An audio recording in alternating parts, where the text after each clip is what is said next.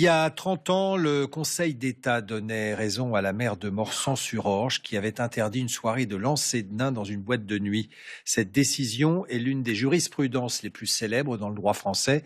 30 ans plus tard, cette commune de l'Essonne accueille la première édition des entretiens sur le respect de la dignité humaine. Isabelle Dupont avec Mustapha Tafnil. Depuis 30 ans, il n'était jamais revenu dans cette ville de l'Essonne.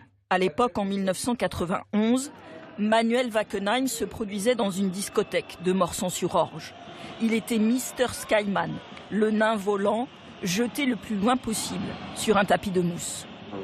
Moi, on me force pas pour le faire. Hein. Moi, je viens pas avec des menottes ou n'importe. Hein. Non. Moi, je le fais, c'est de moi-même. Et si Morsan-sur-Orge est resté célèbre, c'est précisément pour avoir fait interdire ce genre de spectacle.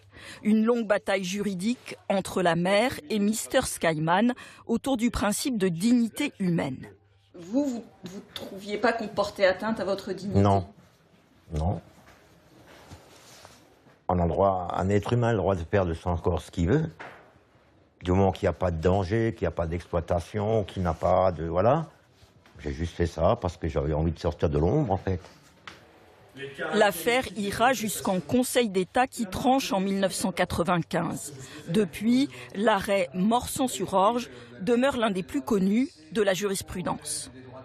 Il introduit pour la première fois la notion de respect de la dignité humaine en tant que composante de l'ordre public, ce qu'elle n'était pas auparavant, et ce qui va permettre aux maires d'interdire certaines manifestations sur le fondement de cette dignité.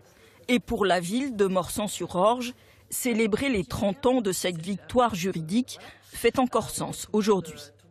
Se reposer des questions sur les valeurs, sur qu'est-ce que la dignité humaine. Pourquoi pas parler de genre et dignité, travail et dignité, origine et dignité, logement, on a eu l'occasion de le dire, et dignité. Voilà, tout ce genre de choses, qu'est-ce qui constitue la dignité humaine, c'est important.